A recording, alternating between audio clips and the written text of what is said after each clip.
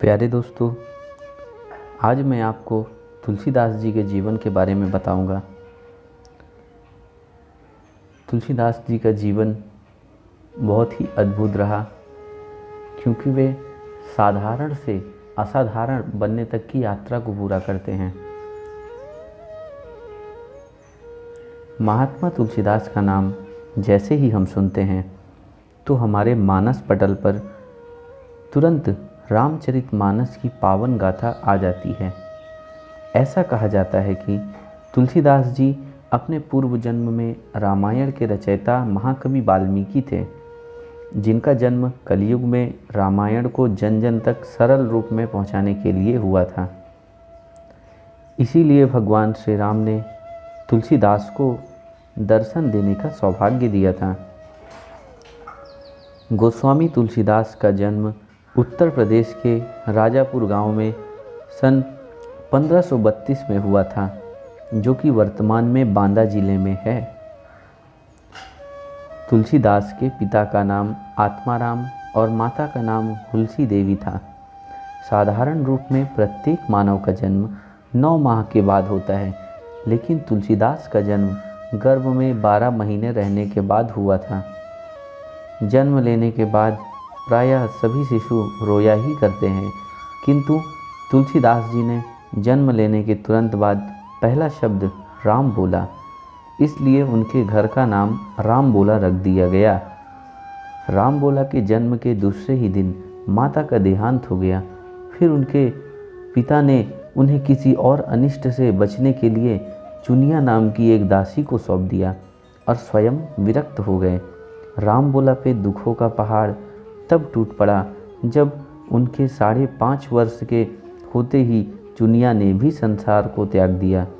अब राम बोला गली गली भटकता हुआ अनाथों की तरह जीवन जीने के लिए विवश हो गया।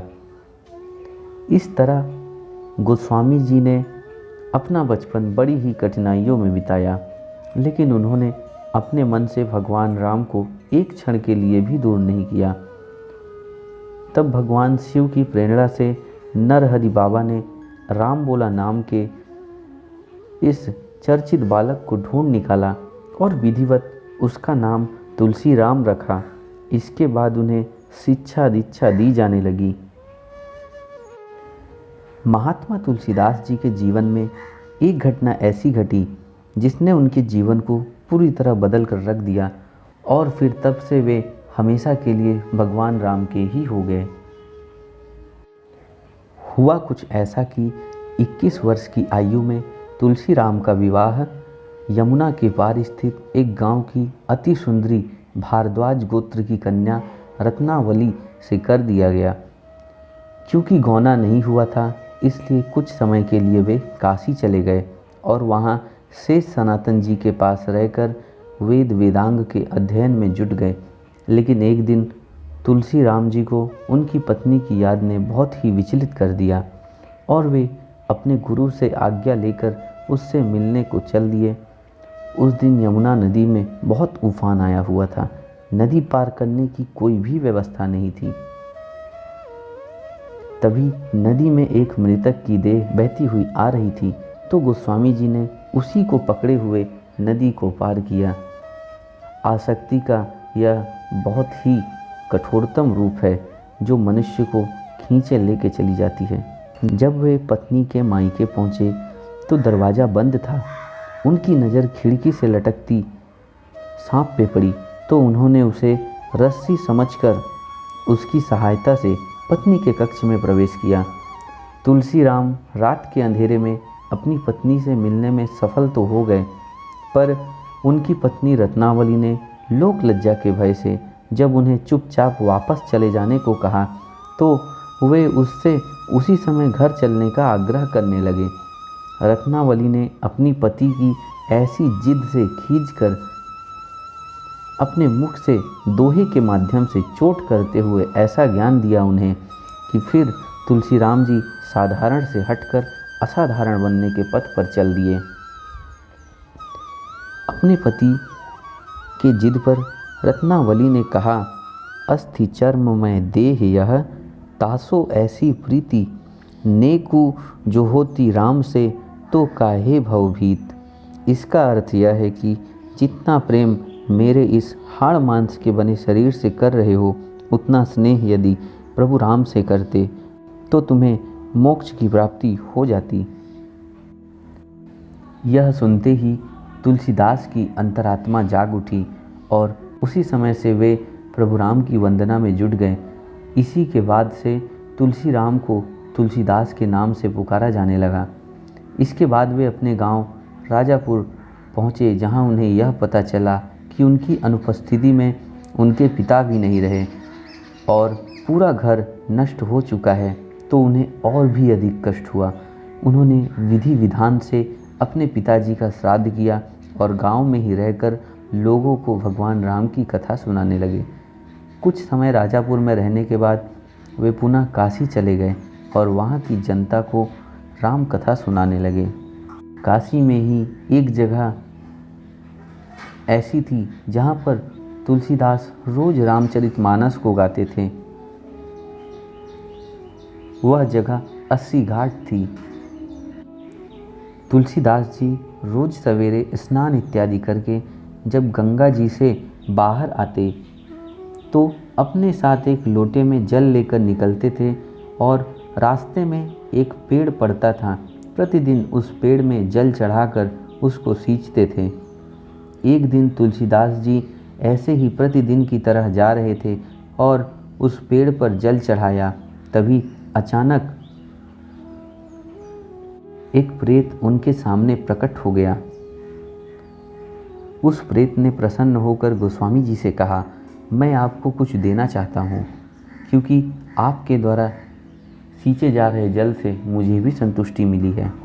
गोस्वामी जी बोले, हमारे मन तो केवल एक ही चाह है कि राम जी का दर्शन हमें हो जाए। राम की कथा तो हमने लिख दी, गा भी दी है, पर दर्शन अभी तक साक्षात नहीं हुआ है। हृदय में तो होता है पर साक्षात नहीं होता। यदि दर्शन हो जाए तो बस बड़ी कृपा होगी। तो उस प्रेत ने कहा, सुनिए महाराज, मैं आपको दर्शन तो नहीं करवा सकता, लेकिन दर्शन कैसे होंगे उसका रास्ता आपको बता सकता हूँ। तुलसीदास जी बोले कि बताइए। प्रेत ने कहा, आप जहाँ पर कथा कहते हो बहुत सारे भक्त सुनने आते हैं। आपको तो मालूम नहीं, लेकिन मैं जानता हूँ आपकी कथा में रोज़ हनुमान जी भी सुनने आते हैं। तुलसी बाबा ने पूछा कि वे कहाँ बैठते हैं। प्रेत ने कहा, सबसे पीछे कंबल ओढ़कर एक दीनहीन, एक कोढ़ी के स्वरूप में एक व्यक्ति आता है। उनके पैर पकड़ लेना, वो हनुमान जी ही हैं। गोस्वामी जी बड़े खुश हुए। आज जब कथा शुरू हुई तो गोस्वामी जी की नज़र उसी व्यक्ति को खोज रही थी कि वो कब आएंगे, और जैसे ही वो व्यक्ति आकर पीछे बैठे तो गोस्वामी जी ने अवसर पाते ही आसन से उतरकर सीधे हनुमान जी महाराज के चरणों में गिर गए। वो व्यक्ति बोला, अरे महाराज, आप व्यासपीठ पर हो और मेरे चरण पकड़ रहे हो? मैं एक दीनहीन कोढ़ी व्यक्ति हूँ, मुझे तो ना कोई प्रणाम करता है और ना कोई स्पर्श करता है, और आप हैं कि व्यासपीठ छोड़कर मुझे प्रणाम कर रहे हो। गोस्वामी जी बोले कि महाराज, आप सबसे छुप सकते हो पर मुझसे नहीं छुप सकते हो। अब आपके चरण मैं तब तक नहीं छोड़ूंगा जब तक आप राम जी से नहीं मिलवाओगे।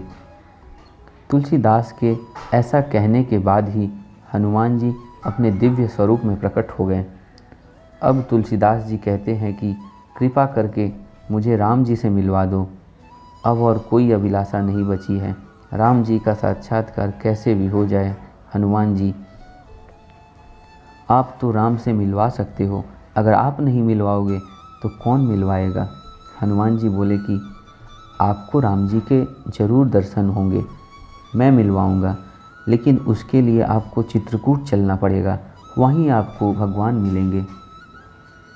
हनुमान जी से साक्षात्कार के बाद गोस्वामी जी चित्रकूट आ गए। चित्रकूट आकर उन्होंने मंदाकिनी जी में स्नान किया। इसके बाद उन्होंने कामदगिरी की परिक्रमा लगाई।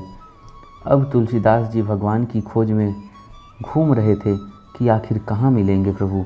घूमते घूमते गोस्वामी जी की नज़र सामने से घोड़े पर सवार होकर आते दो सुकुमार राजकुमार पे पड़ी। एक गौर वर्ण और एक श्याम वर्ण के थे और गोस्वामी जी के इधर से ही निकल रहे होते हैं।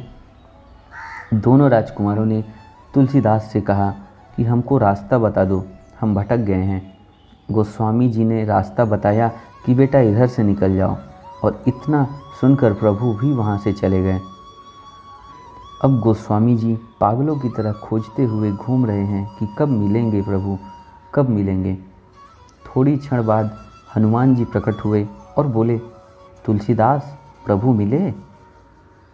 गोस्वामी जी बोले, कहाँ मिले, मुझे तो अभी तक दर्शन नहीं हुए, और आप पूछ रहे हो कि मिले क्या प्रभु, क्यों हंसी उड़ा रहे हो मेरी। इस पर हनुमान जी बोले कि मैं हंसी नहीं उड़ा रहा आपकी, अभी जो दो राजकुमार आपसे मार्ग पूछ रहे थे वो ही तो थे रघुवीर और लक्ष्मण जी।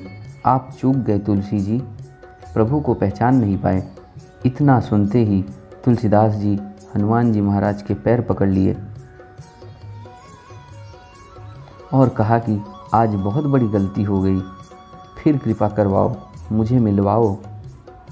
हनुमान जी बोले कि थोड़ा धैर्य रखो, एक बार फिर मिलेंगे, प्रभु भक्तों को निराश नहीं करते हैं।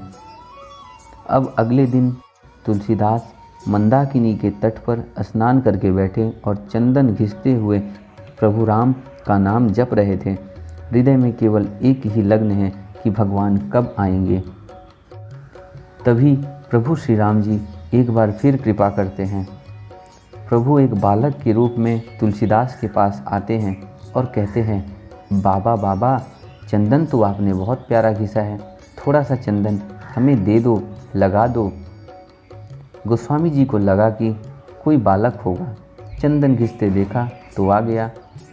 तो बाबा ने तुरंत ठाकुर जी को चंदन दिया और बालक रूप में आए ठाकुर जी चंदन लगाने लगे। हनुमान जी समझ गए कि आज बाबा फिर से प्रभु को पहचानने में चूक सकते हैं। तभी हनुमान जी तोता बनकर आ गए और उन्होंने घोषणा की, चित्रकूट के घाट पर भई संतन की भीड़, तुलसीदास चंदन घिसे, तिलक देत रघुवीर। हनुमान जी ने अत्यंत करुण रस में संकेत किया कि अब मत चूक जाना, आज जो आपसे चंदन ग्रहण कर रहे हैं वे साक्षात रघुनाथ हैं। हनुमान जी की वाणी सुनते ही तुलसीदास जी ने सिर उठाकर देखा तो सामने दिव्य रूप में श्री राम जी खड़े थे। तुलसीदास जी भगवान को देखते ही रह गए। प्रभु श्री राम ने फिर से तुलसीदास से चंदन मांगा, पर तुलसीदास तो प्रभु श्री राम के रूप को देखने में ही डूब चुके थे। प्रभु की दिव्य सुंदरता को देखकर तुलसीदास स्थिर से हो गए। उनको तो जैसे कुछ सुनाई ही न दिया हो, वे तो बस प्रभु श्री राम को निहारते ही रह गए। यह देखकर भगवान राम ने स्वयं ही चंदन लिया और तुलसीदास जी के माथे पर लगाकर अंतर्ध्यान हो गए। प्रभु राम की दिव्य झलक तुलसीदास की आंखों में बस गई और हृदय तक उतर गई। इसके बाद तुलसीदास के जीवन में कोई अभिलाषा शेष नहीं रही। भगवान राम के मिलने से उनके जीवन में परम शांति, परम आनंद आ गया। सन 1623 में श्रावण कृष्ण तृतीया शनिवार को तुलसीदास जी राम राम कहते हुए भगवान राम के सनातन धाम साकेत लोक को चले गए। इस प्रकार दोस्तों, गोस्वामी तुलसीदास जी को अपने जीवन में भगवान राम के दर्शन हुए और उन्होंने परम धाम को प्राप्त किया।